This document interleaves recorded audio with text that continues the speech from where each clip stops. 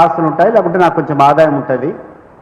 నేను ఒక ఇల్లు కట్టుకోవాలనుకుంటా, నాకు నా ఆర్థిక పరిస్థితికి సరిపోయేటట్లు ఒక 3,000 ఎస్ఎఫ్టీనో 4,000 ఎస్ఎఫ్టీనో, లేదంటే ఇంకా అప్పు సప్పు చేస్తే ఒక 10,000 ఎస్ఎఫ్టీ ఇల్లు కడితే ప్రజలంతా చూసి సతీష్ రెడ్డి బాగా కట్టుకున్నాడు అబ్బా ఇల్లు అంటారు. నాకు ఆశ ఎక్కువైపోయి, అతి ఆశ ఎక్కువైపోయి, నేను కూడా ముఖేష్ అంబానీ అంటాలి అని చెప్పేసి ఒక బిల్డింగ్ కట్టాడు కదా, ఆ స్థాయిలో నేను కట్టాలని చెప్పి మొదలు పెడితే ఏ రకంగా ఉంటుంది చంద్రబాబు నాయుడు గారు?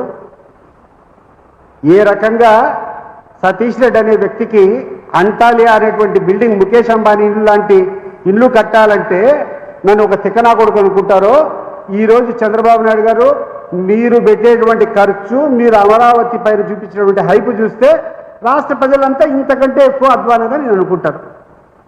అసలు ఎంత అవసరం అండి ఈ యొక్క అమరావతి డెవలప్ అయ్యేదానికి?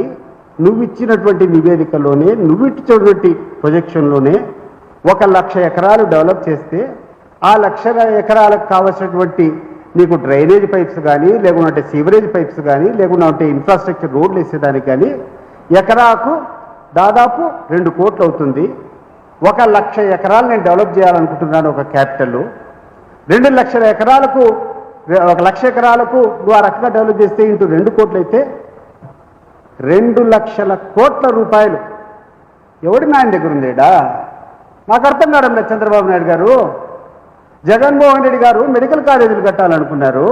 ఆ మెడికల్ కాలేజీలు కట్టేదానికంతా కూడా ఆల్మోస్ట్ 50-60% అయిపోయినాయి. కొన్ని కాలేజెస్ అయితే ఫంక్షన్ లెక్క వచ్చినాయి, ఈరోజు నడుస్తున్నాయి కొన్ని కాలేజెస్.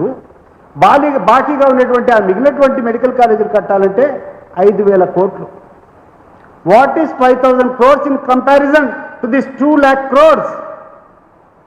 నాకు అర్థం కాదు. 5,000 కోట్లకి నీ దగ్గర లేక, ప్రభుత్వం దగ్గర లేదని చెప్పి పీపీపీ మోడల్లో ఎవరికో ప్రైవేట్ వ్యక్తులకు నువ్వు అప్పచెప్పాలనుకుంటున్నావు.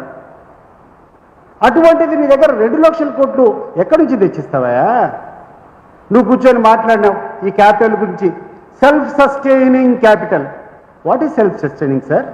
Did you earn a single rupee out of this capital area? ఈ రోజు వరకు 2014లో నువ్వు అధికారం వచ్చిన తర్వాత మొదలు పెట్టావు. సరే, ఫస్ట్ ఇయర్ అంటే వదిలిపెట్టు. 2015 నుంచి 1 సంవత్సరం అంటే ఆ యొక్క కొత్త ధనం అన్ని పోతాయి. 2015 నుంచి ఈరోజు 2026 అంటే దాదాపు 11 సంవత్సరాల టైంలో ఎంత ఆదాయం వచ్చిందండి? What is your self sustaining, self financing capital? I don't understand. ప్రజలకు ఒకసారి నువ్వు చెప్పాలా? ఈరోజు ఆర్టీఐ యాక్ట్ కింద మా సానుభూతి పరులు, మా వైఎస్ఆర్ కాంగ్రెస్ పార్టీ సానుభూతి పరులు పెద్ద ఎత్తున దోపిడీ జరుగుతూ ఉంది. అసలు మీరు ఏ వర్కులు పిలుస్తూ ఉండరు? ఈ వర్కుల యొక్క కాస్ట్ ఎంత? మాకేదో డీటెయిల్స్ ఇవ్వండి, చెప్పండి ఎంత స్క్వేర్ ఫీట్ పడుతుందంటే మా దగ్గర సమాచారం లేదు. ఇది మాకు వచ్చినటువంటి రిప్లై. నీకు సాహసం ఉంటే, నీకు ధైర్యం ఉంటే, నిజంగా నీలో నిజాయితీ ఉంటే ఒక ఆల్ పార్టీ మీటింగ్ పెట్టు, లేకుంటే ఒక సుప్రీంకోర్టు జడ్జి ఆధ్వర్యంలో కూర్చొని ఆ పుస్తకాలన్నీ మా ముందర పెట్టబ్బా. ఎంతెంత ఖర్చు అవుతుంది, ఏ బిల్డింగ్ ఎంత పెట్టావు, ఎంతమంది బిడ్డర్లు పాల్గొన్నారు? ఎంత అన్యాయంగా ఈ చంద్రబాబు నాయుడు గారు ఈ రాష్ట్రాన్ని దోచుకుంటున్నారంటే, ఒక ఉదాహరణకు నాకు వచ్చేటువంటి ఒక డాక్యుమెంట్ తెప్పించిన. అది ఏంటంటే,